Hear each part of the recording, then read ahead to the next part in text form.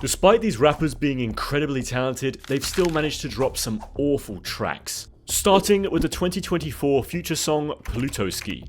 By the way, this video is ordered from least to most bad, so as it progresses, these songs will get worse and worse. So honestly, just prepare yourself for some absolute shit.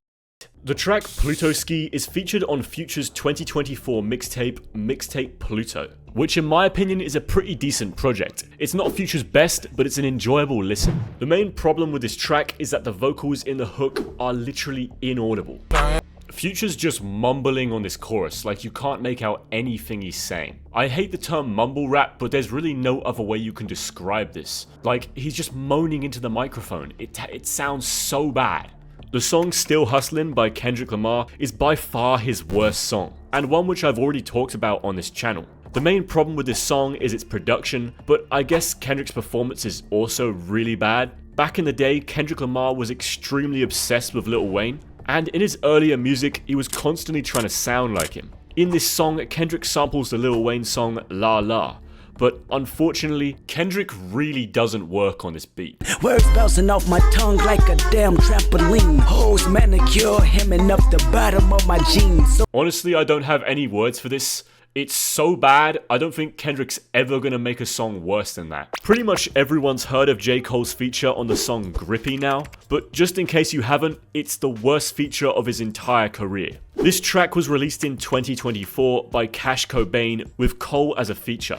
Not only is Cole's lyricism incredibly bad on here, but it's also incredibly corny, and it's really hard to listen to be honest. She said she was gay until I slayed, now she's strictly diggly. As soon as she pays, I'm on the way, and I'll be showing her quickly. The song came out during the Drake and Kendrick beef, which is really bad because it kind of just gave the impression that J. Cole had fallen off. Similarly, songs like The Price Is Wrong by Lil Wayne have seriously weighed down his catalog. In 2009, Lil Wayne made the absolutely awful decision to drop a rock album. With this came some of the worst songs in his entire career. Not only is the instrumental on this song incredibly messy, but Lil Wayne's vocals are absolutely terrible. The melody of his singing just really doesn't match the instrumental of this song at all.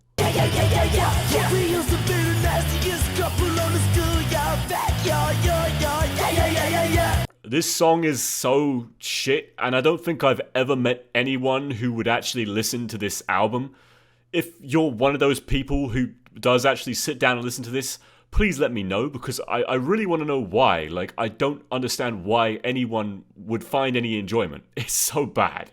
Another song which I've never seen people listen to is Wagwan Delilah by Drake and Snow Day. This is by far the worst Drake song ever made, and it doesn't help at all that it came out during the Drake and Kendrick beef. After being completely embarrassed by Kendrick on Not Like Us, Drake's first song after this beef makes him appear to be completely washed. Wagwan Delilah, no I'm late cause there's bad traffic, I just showed my dog your gram. The thing that's so ironic about this song is that in Kendrick's diss track Euphoria, Kendrick specifically calls out Drake for putting on a fake accent to try and sell to specific people. Happy, happy, happy, happy, happy. Don't you dare interrupt the video, you stupid animal. And literally in the next non-diss track song Drake drops, he completely proves Kendrick's point. And he does the same in the song Meet Your Padre as well, which is also one of the worst Drake songs ever made. Maybe he's doing it on purpose, or maybe he's just missed the point. In the 1999 song Big Girl by Nas, Nas kind of acts a bit like Drake himself. This track is about Nas eventually watching a young girl become fully grown. And he was doing this so that he could have relations with her. You're a big girl now, fully grown with your hormones now. Got your own home and you're alone when it bone, get your back blown out. The fact that he specifically said she's now fully grown with her hormones makes it sound a lot like he's talking about an underage girl. It's an incredibly creepy song, and it definitely tarnishes Nas's image to some extent. You got to think that this was like after Illmatic and It Was Written came out, so Nas kind of portrayed himself as being really mature and wise about the streets, but then when this song comes out, he just completely switches up and has all of these really corny lyrics, and honestly, the whole topic is just embarrassing. I've heard some people say that although this is Nas's worst song, he still flows amazingly on it, and to be honest, I'm gonna have to disagree with that. At least in the chorus you just heard, like, I think that sounds terrible. Much like Lil Wayne, the song The Return of Chip Douglas Demo is another attempt at a rock album, but instead made by Kid Cudi. This song is featured at the end of the album Speedin' Bullet to Heaven, which is by far Kid Cudi's most hated project. Not only are the vocals on this song just embarrassing, but the instrumental just sounds like Cudi strumming random notes on his guitar.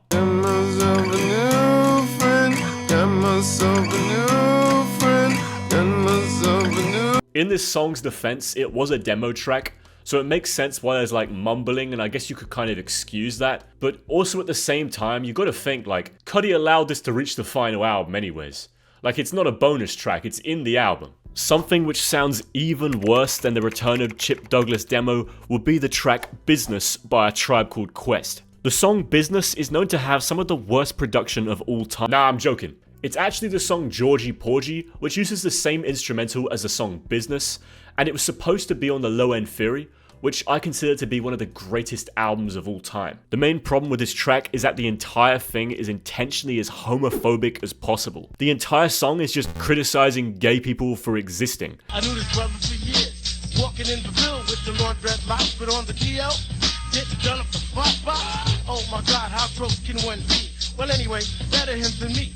I can't understand why a man would want to be a weak cipher man. I thought the plan was to be hard as a rock, not riding a jock, sucking on a cop. Even wore a dressing on his face, he had some crime. He cipher, monkey cipher, you fucking big ass. Couldn't wait for gay parade so you can drag it. George did the flip, went from hitting skins to sucking niggas' dick. George better get a grip. I'm glad they never released this track. It definitely would have ruined the album, and it probably wouldn't be one of the greatest albums of all time anymore. Everyone in the group had to rewrite all their verses and remake the whole song, and that's how the song Business came to exist. And it not only is a better topic, but it sounds way better. Much like this unreleased Tribe song, the Eminem song Foolish Pride is an incredibly racist freestyle, which Eminem recorded when he was about 18 years old. This song was actually revenge leaked by a guy named Benzino, who's an owner of a magazine named The Source. During their beef, Benzino put snippets of this song on a CD into every February issue of his magazine, hoping that people would hear it and it would jeopardize Eminem's image. Here is some of the content of that song. But black girls only want your money cause of dumb chicks. So I'ma say like this. Don't date a black girl, take it as this. Never date a black girl because blacks only want your money. And yes, it ain't funny.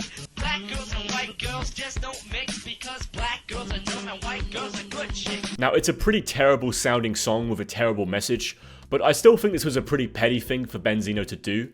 I mean, this song was 15 years old at the time it was released.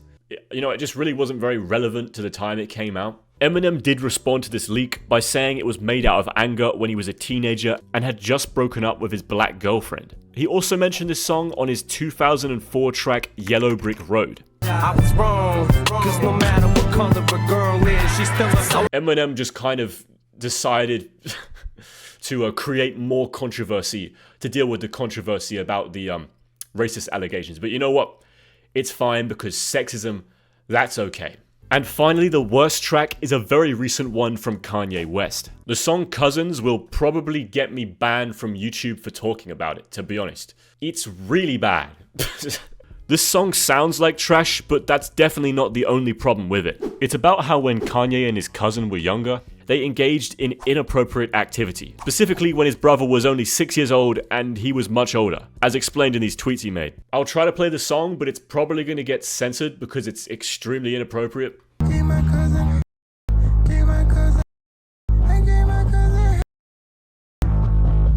Yeah, basically nothing about this song is good. The production's terrible, the delivery's terrible, the lyrics are so terrible. I don't really think there's any redeeming qualities about this, which is why it's at the very end of the list. I made a pretty recent video about some of the best and worst albums from different rappers, so if you want to check that out, there'll be a thing on the screen right now to check it out. But yeah, thank you for watching, and goodbye.